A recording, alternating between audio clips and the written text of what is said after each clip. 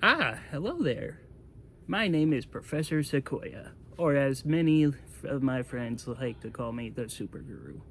I am what is known as a comic book professor studying the mysterious and beautiful world of the comic book medium. Today we are looking at a very interesting medium, that being of the world of Pokemon. Hello and welcome to another session of Therapy and Panels.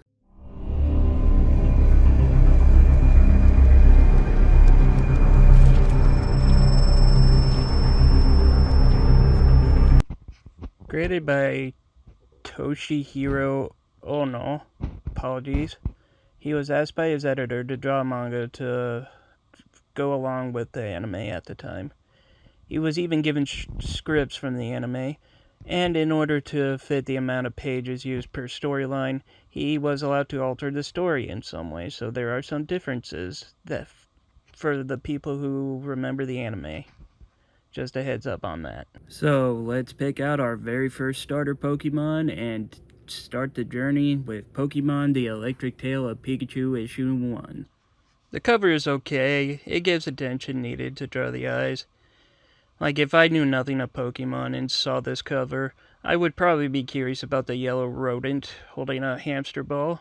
Other than that, personally, I don't know if I can say it's anything special or unique. It does enough just to catch your eye. We begin the story in Pallet Town. That's not Pallet Town. There's way too many buildings for that to be Pallet Town. Anyway, we're introduced to Ash Ketchum as his mother notices that the power in their house has gone out.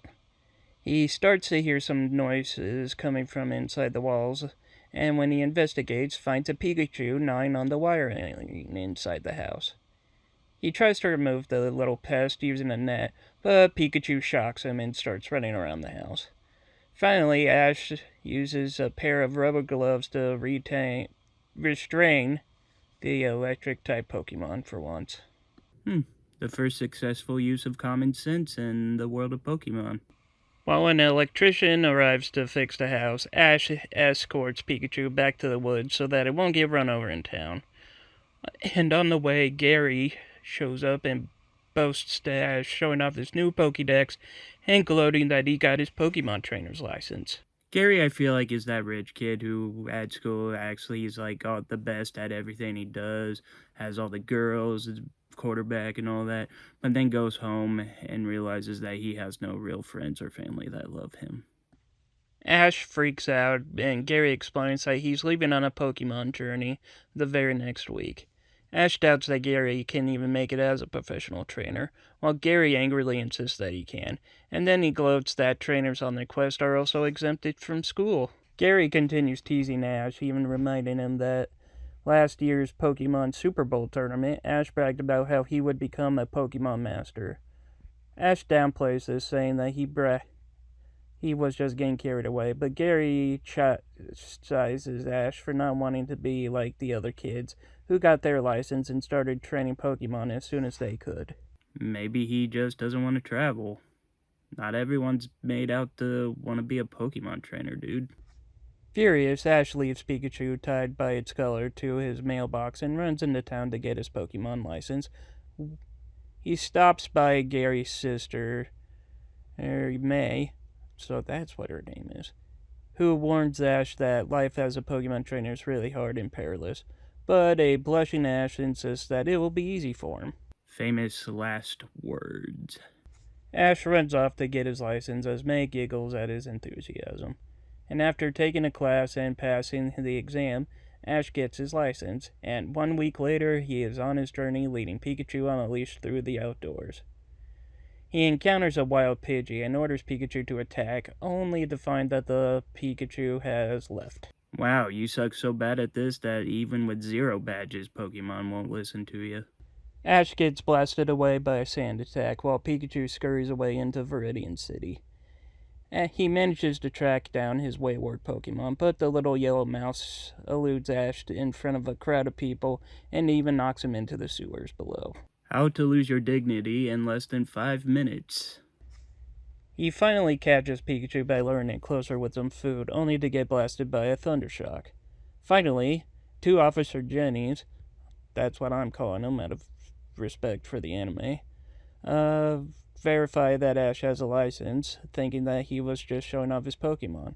And one of the Jennies notes that since Ash chose a Pikachu over the standard beginning Pokemon Charmander, he must be some sort of prodigy. Yeah, that's it. I totally didn't just grab the first electric rat I found in between the walls of my house and dragged it along on a leash with me.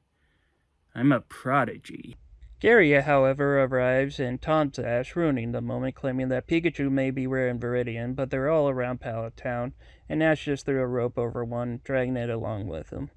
Ash boasts that none of Gary's Pokemon could even hold a candle to his Pikachu, yet Pikachu shocks Ash yet again. Starting to think that Pikachu is Team Gary at this point. Gary then makes the claim that trainers are judged by the number of Pokemon they catch, and taunts Ash again for still only having one, while he has 6. And he rides away on a hovering motorcycle, cackling about this. Because of course he has a hover motorbike. Later that night, Ash tries to put Pikachu into its Pokeball, but his Pokédex informs him that several Pokemon types dislike Pokeballs, and Ash relents, but gets shocked again anyway. A girl on a bike notices the light show and comes over to hug the cute little Pikachu, who is disappointed that she couldn't have Pikachu for herself, as her water-type Pokemon wouldn't get along with it. She introduces herself as Misty, and Ash asks if she's a professional trainer. Misty giggles and says that every year around 1,000 people attempt to become professional Pokemon trainers, but only 20% pass the test to become professionals, and after that, only 5% stay active in the league for more than 6 years. When did Pokemon just turn into the most adorable career counseling seminar? Misty says that Ash doesn't look like he'll be able to make it and leaves behind an angry Ash, who notices that Pikachu has run away yet again. Out in the grass, Pikachu is happily running along by itself when it gets startled by a Spearow and knocks it out. Pikachu is relieved until a whole flock of Spearow erupt from the bushes and begin to pursue it. Congratulations, you unlocked the Anger the Entire Neighborhood achievement. Ash finds Pikachu and checks the health with his Pokédex after chasing away the Spearow with a stick. And noting that Pikachu is in critical condition, he begins to rush it to the Pokemon Center emergency room. Just then, the looming shadow of a Fearow, the evolved form of Spearow, swoops down and tries to attack Ash. Ash flees until he notices that Misty and her bike near a river, and he hops on the bike and speeds away as fast as he can. The beginnings of, from my memory, a very annoying running gag from the anime. The Fearow dives into a drill peck attack that only Pikachu notices, so it leaps up behind Ash and attacks with a huge bolt of electricity, paralyzing not only it, but frying the bike. Ash throws out a Pokeball and makes his first capture. Very smart of him. He is super excited, but that quickly fades when he notices Pikachu has passed out. What's wrong with Pikachu? Just then, a very furious Misty bursts in holding the charred remains of her bike. Ash and Pikachu happily scramble out of the Pokemon Center and away from the enraged girl as we end the issue. So that was the electric tail of Pikachu, and for my diagnosis, I enjoyed it a lot more than I remembered I did. Personally, from my memories of the anime, after reading this as well, I like this more than the anime. It allows Ash to catch more Pokemon than he did, which ordinarily it wouldn't bother me if it wasn't for the fact that the slogan of the entire franchise is "Gotta catch 'em all." But that's just me. And I also like the added things like stating how hard it is to be a trainer, and not many people start or continue it. When it comes to the artwork, I can't really say a whole much. It's not bad or anything, it's just it feels too much like mini art of the same style from a lot of anime or 90s stuff back in the day.